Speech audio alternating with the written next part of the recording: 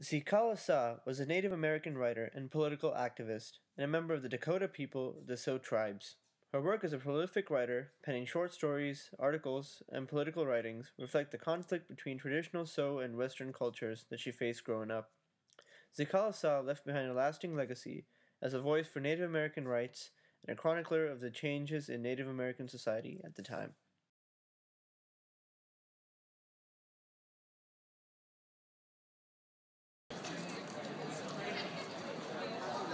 I think how it's sort of a dark streak on our nation's history that us, the nation who self-purportedly are the nation of, liberty, freedom, all that nonsense, how we sort of took this group of people, marginalized them, sort of made it so that they weren't exactly as worth the land that they were on, And I'm sad. That's the first thing that comes is that emotion.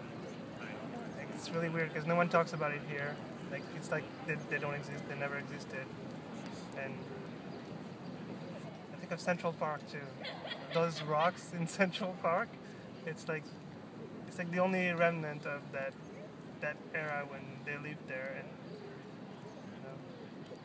Cheers was awful and abusive. A lot of people didn't support it at the time, but a lot of people required the land, and so it did happen. It's probably one of the more human rights violations that we've done in the United States. But we also transplanted them into areas where Indians were already occupying it, separate tribes. So there was a lot of bloodshed and tension there. I learned in my African studies class is that when they forcibly removed the Native Americans, it's because they were harboring slaves, fugitive slaves as well, and that also contributed to the problem. So really, it had nothing to do with us wanting to better their community or give them more land. It was really just to help white plantation owners and help whites in the South deal with slave problems and the problems that the indigenous populations were causing. So I don't know, the people who were here, they didn't want to mix with them. They just didn't want have their culture undermined, mixed with something else, right? Yeah, I feel like it was just our interests first, and we never really thought about what they wanted to. Not maybe they could have integrated with us, but we didn't decide. We didn't want that, I guess. But all I know. So I don't know. I don't know if we could have done anything else. If that's what I mean, the thing is, in Latin America, they didn't get rid of them. They just had babies with them. they created a new culture. So it's a really different political decision. The boarding schools that they were sent to, that's terrible. Sending people to be white in boarding schools, you just can't do that. Yeah, I think that the cultures that we actually tried to wipe out, in modern day, that they're still being completely pushed down. We should try to appreciate them rather than assimilate them with what we've created here. We have to appreciate where they came from. They were here first, and accept them. Not push them out. Exactly. Back, they were trying to force, get rid of all Native American traditions, and so they're okay, you're they would take children from reservations and then teach them about try to teach them American cultures, forced to learn English or different American ways of life, and then they would bring them back to the reservation, but then they would kind of be ostracized because they were different. I think it's kind of ridiculous that, Native Americans were on the East Coast until 1832, and then Andrew Jackson just kicked them out and sent them to Oklahoma, which, is really where they are now. They're on the worst land in the country. They have some of the worst public schools. They have a high rate of alcoholism, which the federal government has done absolutely nothing to address. All they can really do to earn revenue at this point is to open casinos and things like that, and they don't really have any other options for increasing their income. Now they have one of the highest alcoholic rates in the country. They're really poverty-stricken. A lot of them have turned to casinos because their tribe status allows them to avoid being taxed, so they get a lot of profit from that. But a lot of Indians are also kind of wow, I'm uncomfortable with this. And it also brings up the subject of Indianness, because you get a certain amount of the profits from the casino if you're 1/16th or 1/8. And so people are starting to get cut out of it and cut out of the tribe for the purpose of profit. So. Anytime that subject comes up, I feel really bad. My family adopted some Native Americans who from a reservation. I think they were somewhere in Minnesota. I'm not really sure. And they had they have fetal alcohol syndrome, and it just it kind of was a representation of what goes on the reservations, and I just feel really bad because there's such a difference between the opportunities that people on the reservations versus outside the reservations.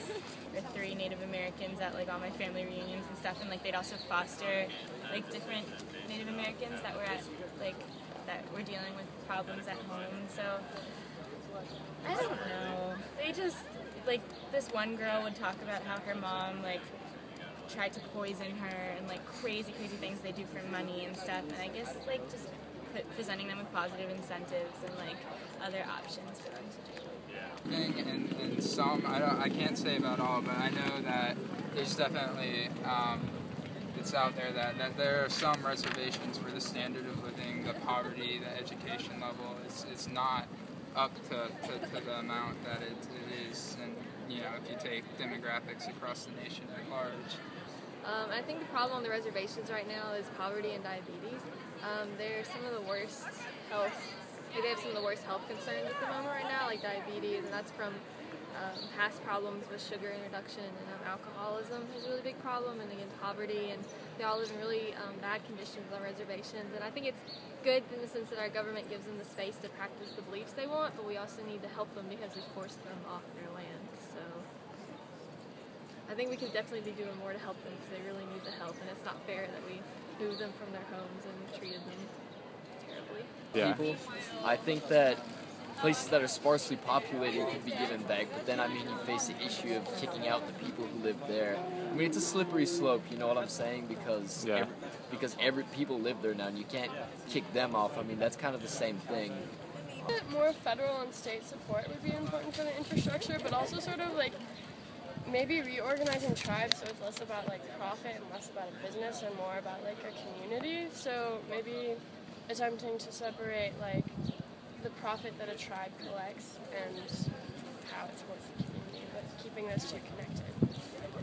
You have things, especially I hear it a lot in the Redskins, Washington Redskins, about how they have this name that's sort of it's it's an old slur for Indians, and there's the argument on the side, well, it's just a traditional football team, you don't want to get rid of tradition.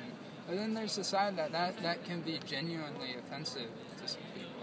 I think that's worthy to consider.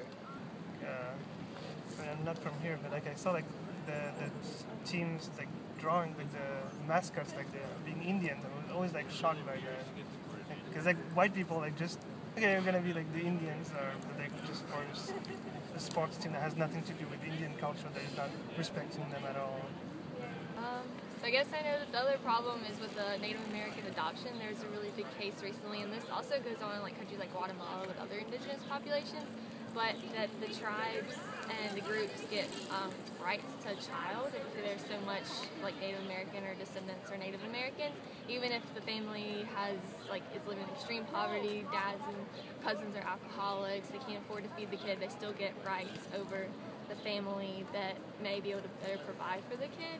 I guess it means preserving culture, which I guess in some cases it would be good, some bad, but right now it's definitely not working in the favor of the child more than preserving the culture. So I guess it's just a different way to look at it.